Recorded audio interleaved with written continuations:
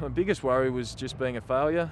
You know, I was playing AFL footy and probably seen as, you know, being a strong and happy guy, yet, you know, underneath I wasn't. I was, you know, the exact opposite, you know, and I didn't want people to know that I was struggling, and I thought it was a weakness in me, and I definitely didn't want anyone to think that I had you know, some sort of soft underbelly, or there was something wrong with me, you know, because I really felt that you know, I was deep down, I felt that I was sick, and I knew that I had a problem, but I just didn't want to admit it.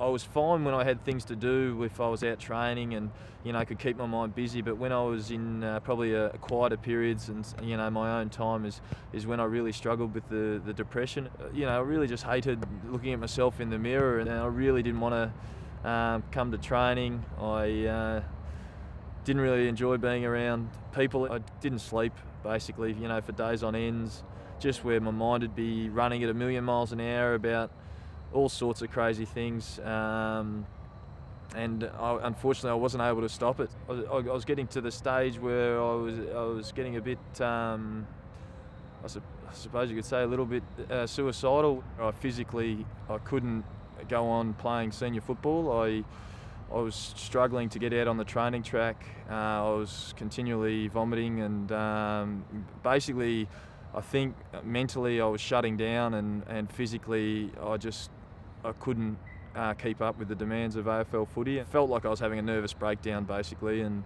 you know, I'd be crying before training sessions, crying before games in the corner, just, you know, trying to hide it from my teammates, but I was just so drained of energy. I couldn't give 100%, and that was making me feel even worse. I'd pushed myself to my absolute limit mentally and physically just to stay in the business for that long, because I'd been doing it for about probably 7 or 8 years, and, you know, dealing with the depression on the side, and it had just got the better of me. As a final effort at saving sort of myself and probably my football career, and, you know, getting back on track, we decided to go and see a psychiatrist and just see if there was anything wrong or something they could help, maybe some medication. I went and spoke to him about my problems I'd been dealing with, and he diagnosed me just with serious depression.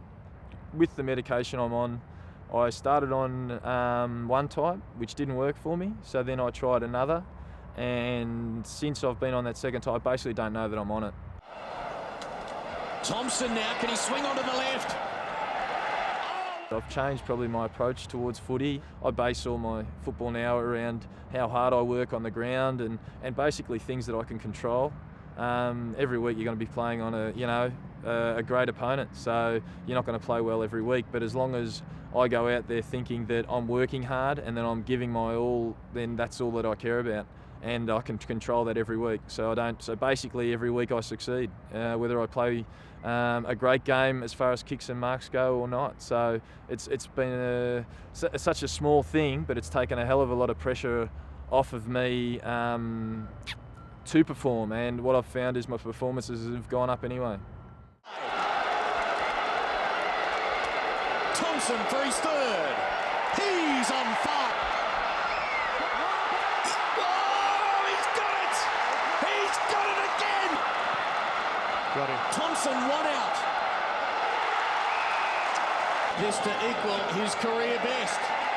7 goals for the former Hawk. When I have a problem, or when I get a bad article written about me now, I face up to it. Like with bad articles, I put them on the mirror at home, and so that I'm looking at it every day and basically saying, you know what, that doesn't affect me. It's the same thing with playing the game. You've got to confront it. So my whole philosophy now is just the quicker I face up to it, the same as speaking to the public about my problem with depression, the quicker you can get it off your chest and get on with life. One thing I basically say to people, whoever I talk to, whatever age, is if you think you've got even the smallest of problem, put your hand up and ask for some help and find out if there is something wrong. You'll never know until you put up your hand and ask for that help. And as far as, you know, people talking about, you know, I don't want to go on a medication, for me it's just absolutely crazy talk to not want to get yourself help for an illness that you're suffering. I mean, if you had a headache, you'd take a Panadol. If you know, if you've got a runny nose, you take a Sudafed. But if you've got depression or you're really struggling, you don't want to take medication just because there's a stigma attached to it. It's just rubbish. I mean, I'm still on medication, take medication every single day, and you know, I try to say to people, you know, you do what you have to do to get well, and if that means taking medication, well, you know, you're silly not to put your hand up and ask for that help.